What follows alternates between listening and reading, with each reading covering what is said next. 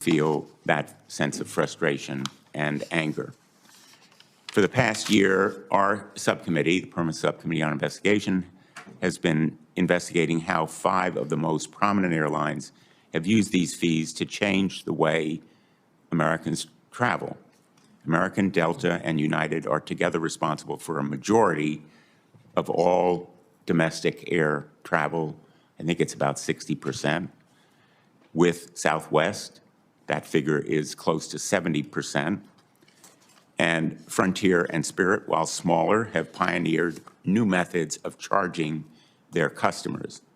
Some of their latest practices, like targeting individual passengers with pricing algorithms, are likely spreading to other airlines, which is the pattern in the industry. The smaller airlines experiment with a new tactic, and it's then mimicked or adopted by the larger ones.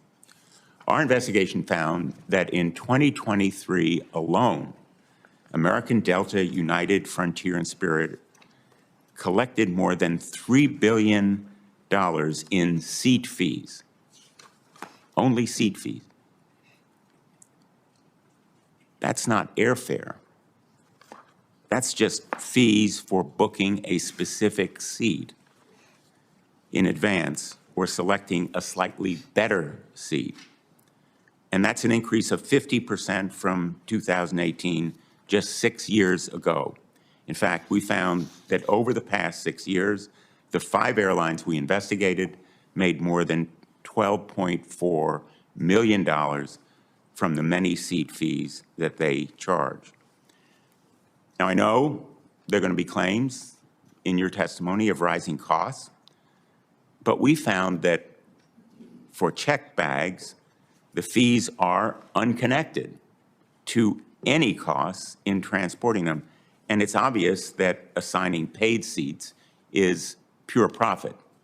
You don't have to create new seats on a specific flight when you charge more.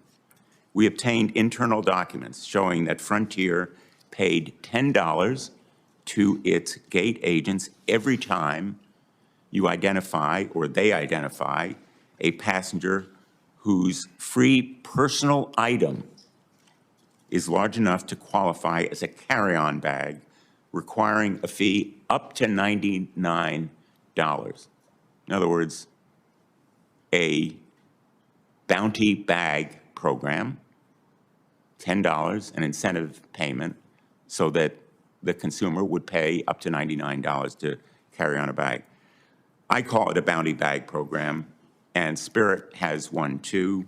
When we asked Frontier about this program, they accuse customers who don't pay for carry-on bags of, quote, stealing from the airline.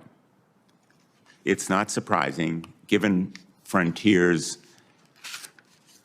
that Frontier has estimated this program would generate $40 million in extra revenue in just its first year.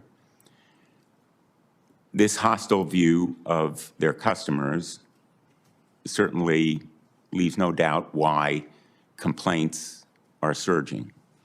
Our investigation also found that airlines benefit by making information about the fees they charge obscure and confusing. One airline even admitted in our investigation that they hide seat fees from customers until late in the booking process, because doing so leads to more customers completing their purchase.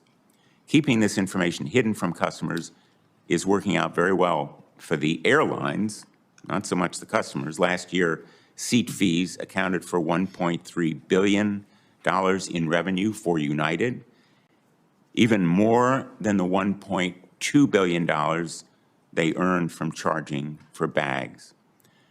Travelers are quite simply fed up with hidden sky-high fees, and they are right to worry about the future. Our investigation found that airlines are exploring new ways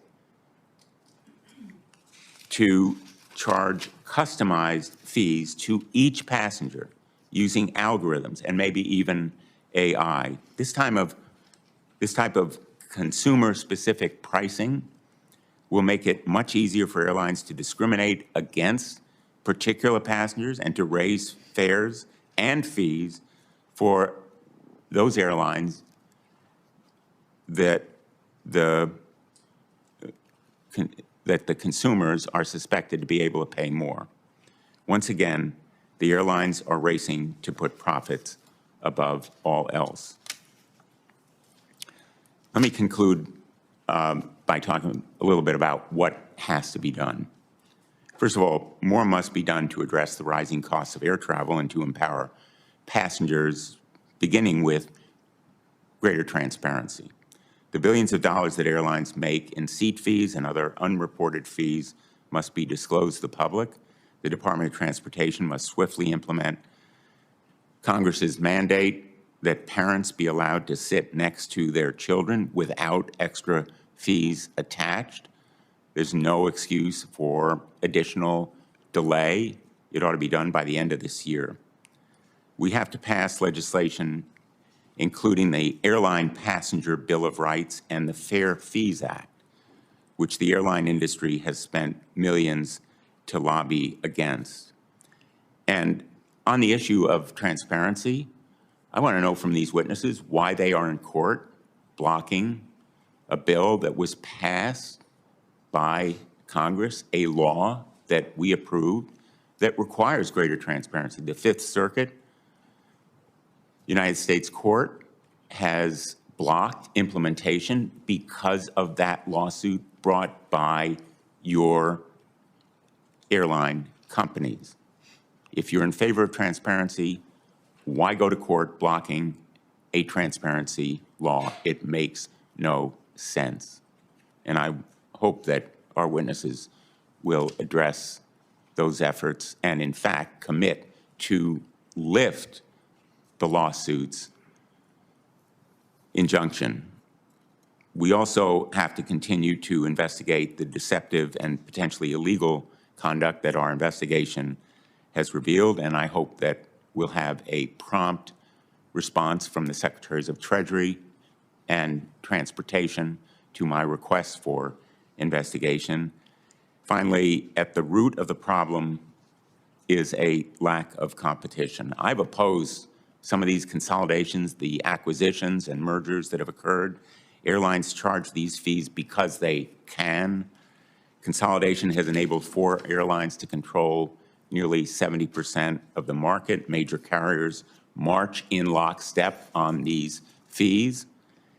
And we need a review of whether something has to be done to provide for more competition among airlines in this industry. So thank you to the witnesses for being here today. Frankly, I hope that your responses to our questions will be comprehensive and forthright, because each of your airlines, unfortunately, engaged in some measure of stonewalling our investigation.